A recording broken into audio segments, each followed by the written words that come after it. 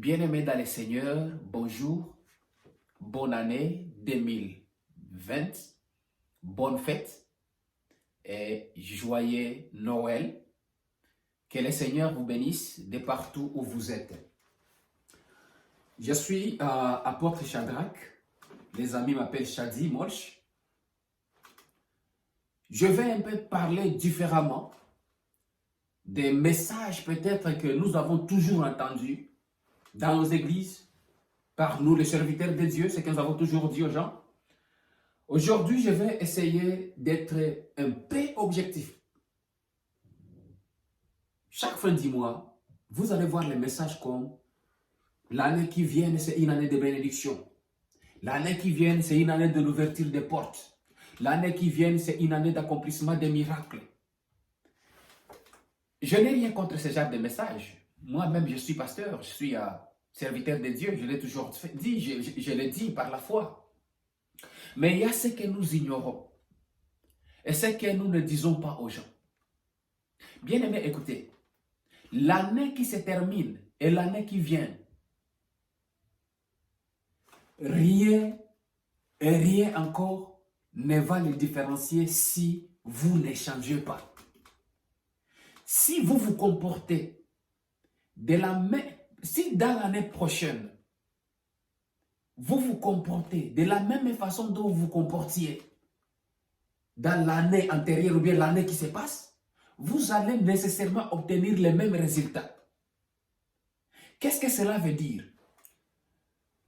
Mais ce que je veux dire se trouve dans Deutéronome 30:9.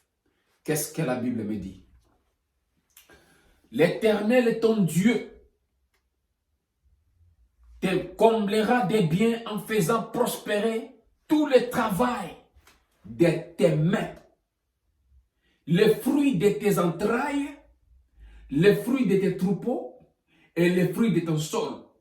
Car l'Éternel prendra de nouveau plaisir à ton bonheur, comme il prenait plaisir à celui de tes pères. Je vais me limiter sur B. L'Éternel, ton Dieu, te comblera de biens en faisant prospérer tout le travail de tes mains.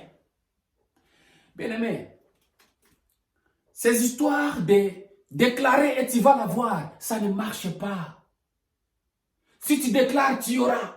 Déclare seulement que cette maison m'appartient et tu auras cette maison. Cette maison ne t'appartient pas. Ça appartient à quelqu'un qui a acheté ça. Ce n'est pas ta maison. Dieu n'est pas un Dieu frappeur, il n'est pas voleur. Arrêtez ce genre de choses. Arrêtez ça. Déclare par la foi. Visualise la maison de ton voisin. Cette belle maison que tu as toujours aimée. Visualise ça et ça va venir. Écoutez, Dieu n'est pas magicien. Ça ne va pas venir. Tu dois travailler pour avoir cette maison. You must deserve it. Tu dois travailler. La Bible est claire. La Bible dit, le Seigneur bénira l'œuvre de tes mains. Écoutez-moi la jeunesse chrétienne. Écoutez-moi très bien la jeunesse chrétienne. Qu'on ne vous emmurme pas dans des histoires de déclarations. Déclare et tu auras. Par la foi, nous savons que la foi existe. Mais la foi n'est pas une baguette magique pour amener à l'existence ce qui n'existe pas. Mais Dieu peut tout.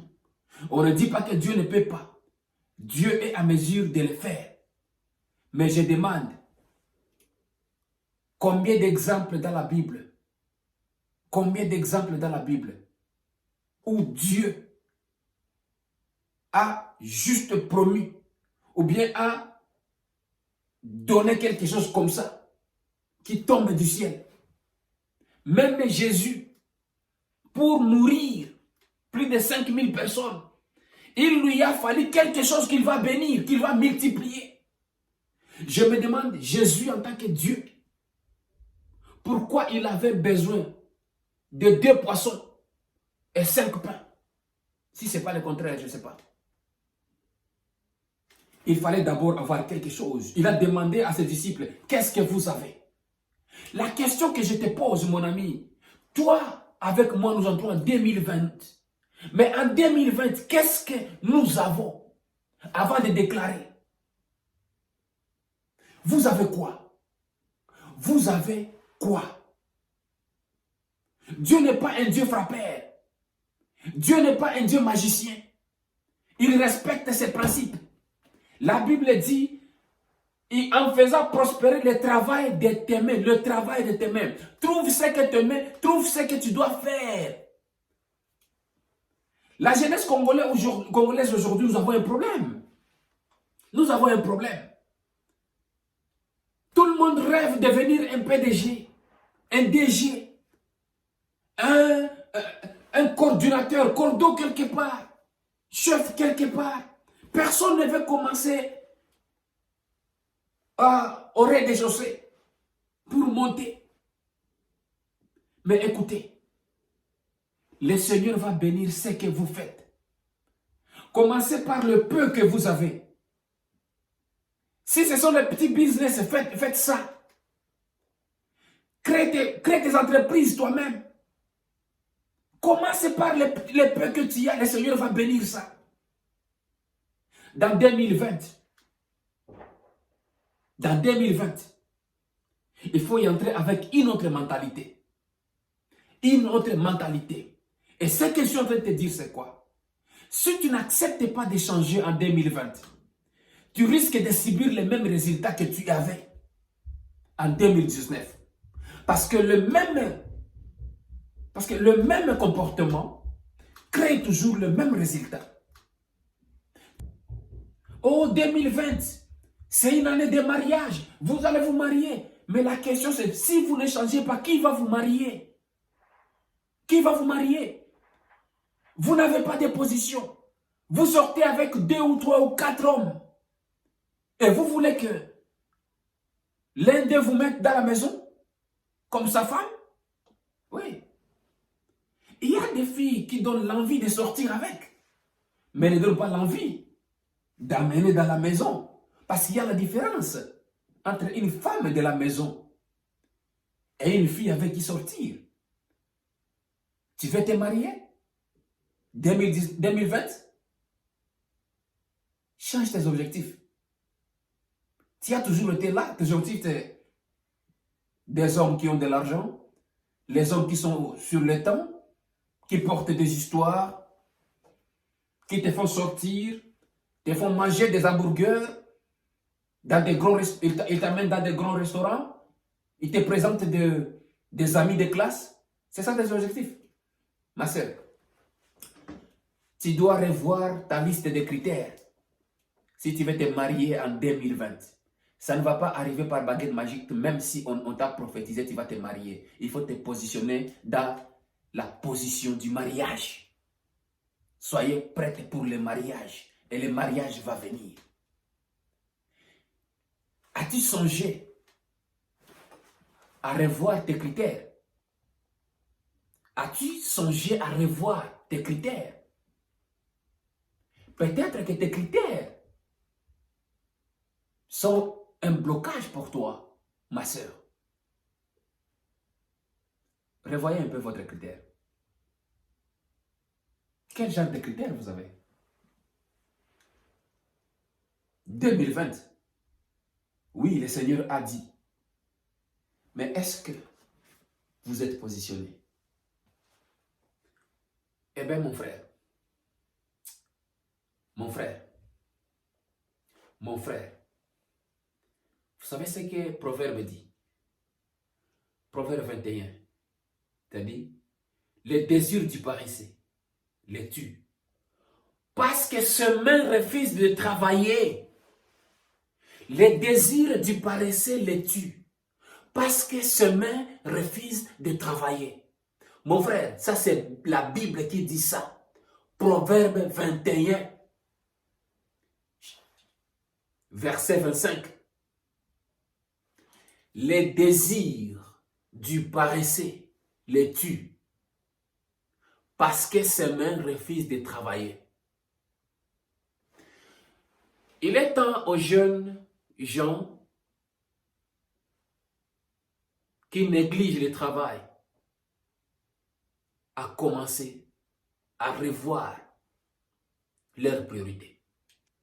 Si vous traversez les ponts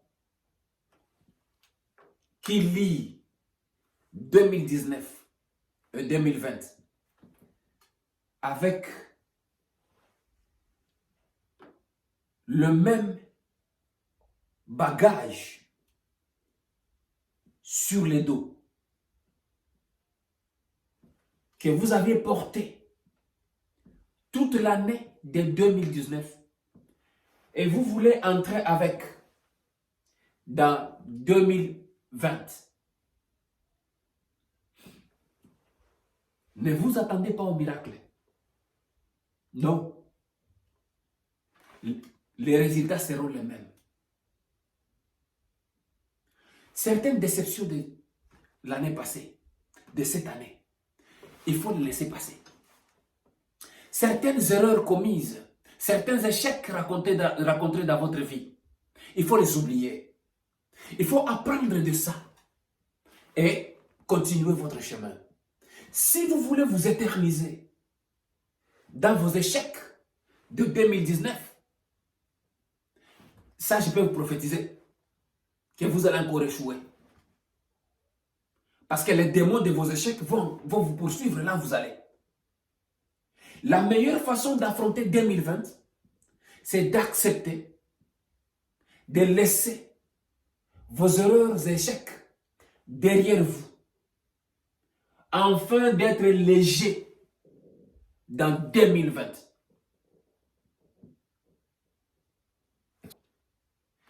Si vous regardez très bien, les jeunes Africains, nous prions beaucoup, mais nous travaillons moins.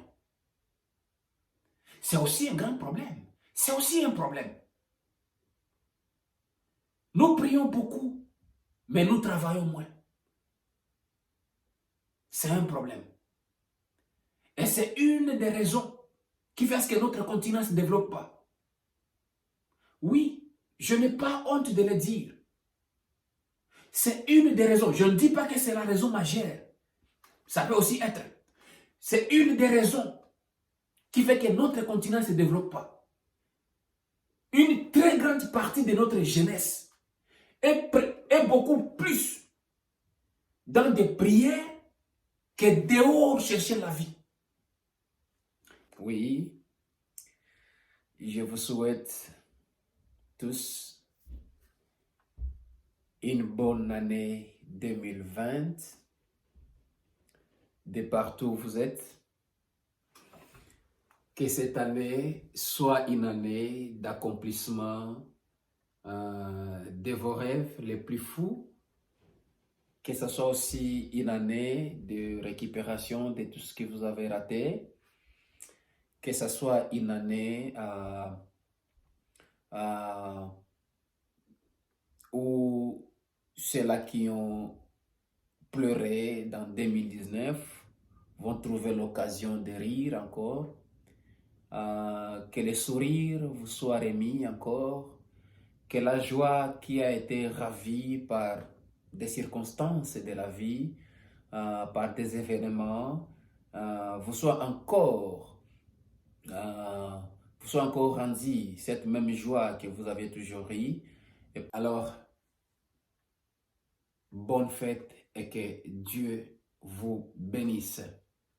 Je suis tellement content, hyper content, heureux d'entrer en 2020.